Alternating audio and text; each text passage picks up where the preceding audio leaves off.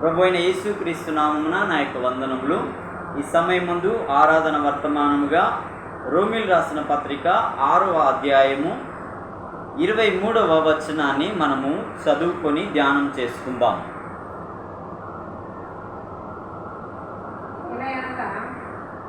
ఏలయనగా పాపము వలన వచ్చు జీతము మరణము, అయితే దేవుని కృపావరము మన ప్రభు అయిన క్రీస్తు యేసునందు నిత్య జీవము. దేవుడు తన మాటలు మన వెనికిడిలో దీవించునుగాక. ఆమేన్. ఈ మాటలో రెండు విషయాలు మనకి కనబడుతున్నాయి. ఒకటి, పాపం వలన వచ్చే జీతం ఏంటంట? మరణం. పాపము వలన భూమి మీదకి మనుషునికి మరణం వచ్చింది. ఈ మరణం అందరికీ వచ్చిందా, కొందరికే వచ్చిందా? అందరికీ వచ్చింది. అంటే దీని వలన మనకి తెలియపడుచున్న సంగతి ఏంటంటే అందరూ పాపులే. కాబట్టి అందరికీ ఏమొచ్చింది? మరణం వచ్చింది. అందరికీ మరణం వచ్చింది. అయితే దేవుని కృపావరం మన ప్రభు అయిన క్రీస్తు యేసునందు నిత్య జీవం. అయితే ఈ లోకమందు ఉన్న సకల మానవాళికి దేవుడు ఒక వరాన్ని ప్రసాదంగా ఇచ్చాడు. ఆ వర ప్రసాదమే ప్రభు అయిన యేసుక్రీస్తు. ఆ యేసుక్రీస్తు నందు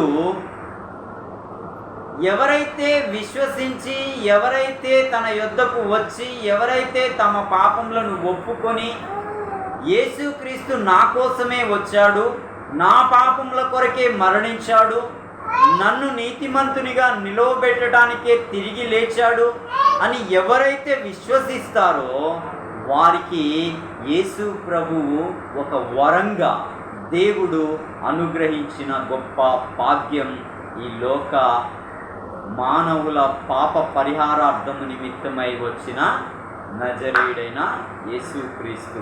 అందుకే ఆ ప్రభువును విశ్వసించిన వారికి ఏంటంట? నిత్య జీవం.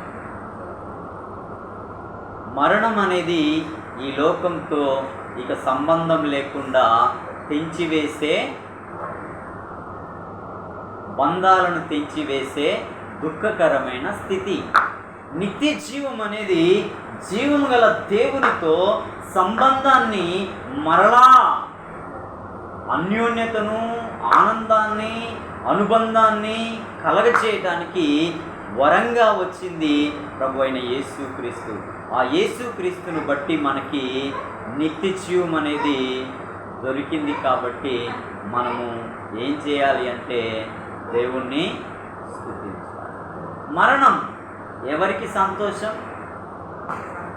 ఏ తల్లికి, ఏ తండ్రికి, ఏ భార్యకి, ఏ బిడ్డకి, ఏ స్నేహితునికి, ఈ లోకమందు ఉన్న ఎవరికి మరణం సంతోషమా? ఆ మరణం పాపానికి మూలమై ఉన్నది మరణం. అలాగే విశ్వసించినప్పుడు క్రీస్తు యేసు నందు నీకు నిత్య జీవము ఇచ్చుటకు, నిత్య సంతోషాన్ని, నిత్య ఆనందాన్ని, నిత్య మహిమను, నిత్య ప్రభావాన్ని, నిత్యమైన రాజ్యాన్ని ఇవ్వటానికి ప్రభు అయిన యేసుక్రీస్తును లోకానికి వరంగా ఇచ్చిన ఆ దేవుణ్ణి బట్టి మనము ఎంతగా ఆయన్ని స్తుతించాలండి.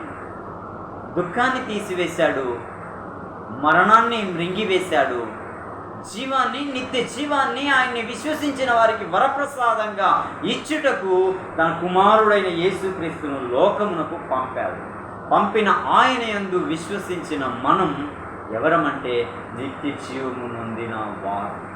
ఆ నిత్య జీవాన్ని పొందాలంటే నీ నీతి వలన, నీ మంచి కార్యముల వలన, నీ యొక్క గుణం వలన, నీ యాగం వలన, నీ త్యాగం వలన, నీ క్రియల వలన, నీకున్న ధనం వలన అది దొరకదు. కానీ క్రీస్తు ప్రభు వరప్రసాదంగా ఇవ్వబడిన ఆయనను విశ్వసిస్తే మాత్రమే అది ఉచితంగా దొరికే గొప్ప భాగ్యం. కానీ మానవాళికి ఇంకొక గత్యంతరం అనేది పరలోకానికి వెళ్ళటానికి, నిత్యము జీవించటానికి అవకాశం అనేది లేనే లేదు.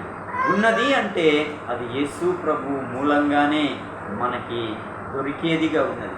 అట్టి గొప్ప వరాన్ని ఇచ్చిన ఆ దేవుణ్ణి అనుభవించే మనం, అనుభవించనయ్యున్న ప్రజలు ఏం చేయాలంటే హృదయమారా స్తుతించాలి.